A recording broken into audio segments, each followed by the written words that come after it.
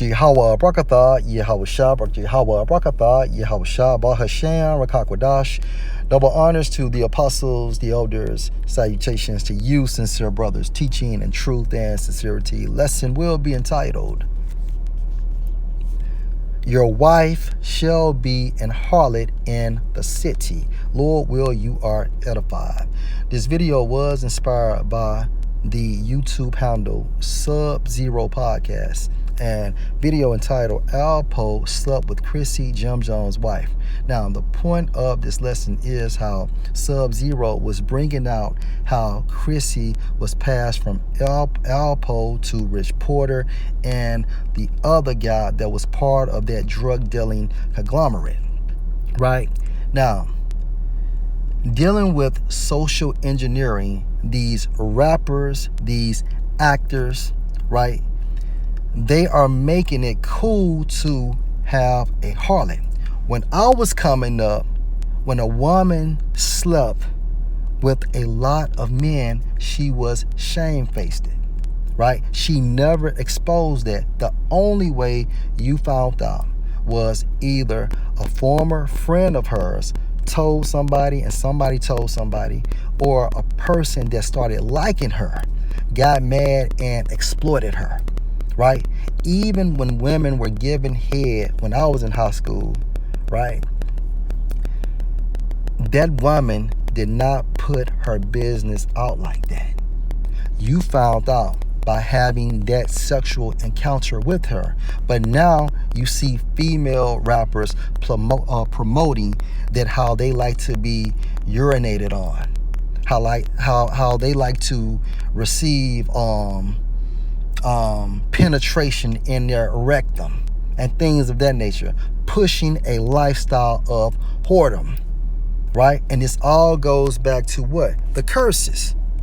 And of course, Esau, because of the curses, employ sellouts such as these celebrities to promote this sinful lifestyle. So let's go to Deuteronomy 28:15.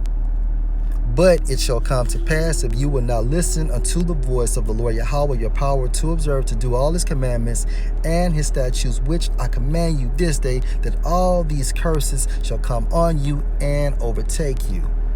Curses going into the righteous anger of Yahweh Bahasham, Yahweh Shah, because we committed spiritual fornication, right? Let's go into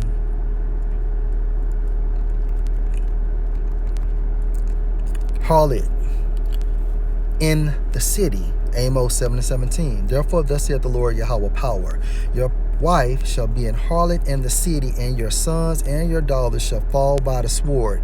Is this not happening to our nation? And your land shall be divided by line, and you shall die in a polluted land. America is a polluted land, and Israel shall surely go into captivity forth of his land. Now, of course, this happened during the ancient time, but we are applying it to our current time for the sake of this lesson. Again, therefore, thus saith the Lord Yahweh, your wife shall be an harlot in the city. Let's go to Psalm 23 and verse 4. Yea, though I walk through the valley of the shadow, Salakim. Yea, though I walk through the valley of the shadow of death, I will fear no evil, for you are with me. Your rod and your staff, they comfort me. So the Most High's rod and staff is talking about the scriptures. And the reason why he's with the elect, and Lord will, we are part of the elect, is because of the Holy Spirit. Right? Now the point, I walk through the valley of the shadow of death. Now, America is classified as a low land, and from a moral standpoint too. Hence the acceptance of drug dealing and whoredom, right? Hence the acceptance of drug dealing and whoredom. And any and everything that goes against the standard of Yahweh Bahasham, Yahweh Shah. Okay? Jeremiah 3:1. They say, if a man put away his wife and she go from him and become another man's, shall he return unto her again? Shall not that land be greatly polluted? So if a woman has 2 and 3 sexual partners, by default, she's classified as a harlot. But you have played the harlot with many lovers, yet return again to me, said the Lord Yahweh. Now, we can use this from a spiritual sense. Why? Because as a nation, we committed spiritual fornication. But guess what? The Most High forgave us, and he redeemed the nation of Israel, beginning with the elect via Yahushua. Let's go to John 8 and 1. And for women that used to be whores and strippers that have actually been born again through the will of Yahweh Bahashem Yahushua, then all things are new because you have repented. This lesson is focusing on women that are currently whores and promoting their lifestyle to our nation. Okay, John 8 and 1, Yahushua went unto the Mount of Olives, and early in the morning he came again into the temple, and all the people came unto him, and he sat down and taught them. And the scribes and Pharisees brought unto him a woman taken in adultery, and when they had set her in the midst, they say unto him, Master, this woman was taken in adultery in the very act. Now Moses in the law commanded us that such should be stoned, but what say you?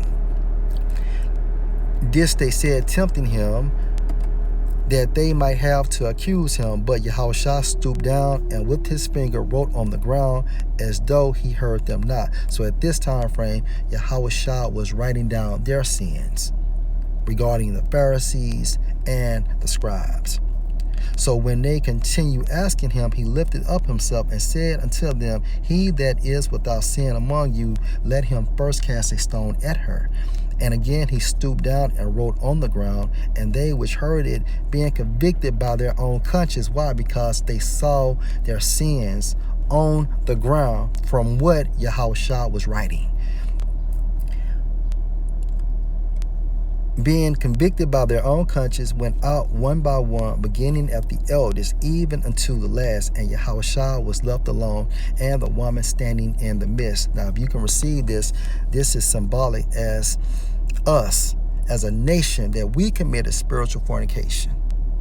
And the Most High forgave us. And how do we know? Because of Yahushua. When Yahushua had lifted up himself and saw none but the woman, he said unto her, Woman, where are those your accusers? Has no man condemned you? She said, No man, Lord. And Yahushua said unto her, Neither do I command you. Go and sin no more. And that's the point of this lesson.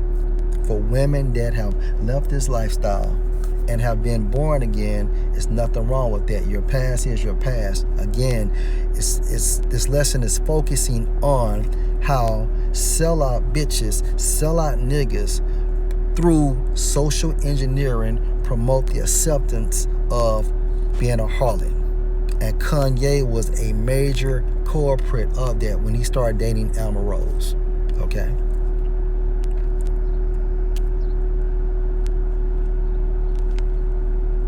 Lord, will you edify? Shalom.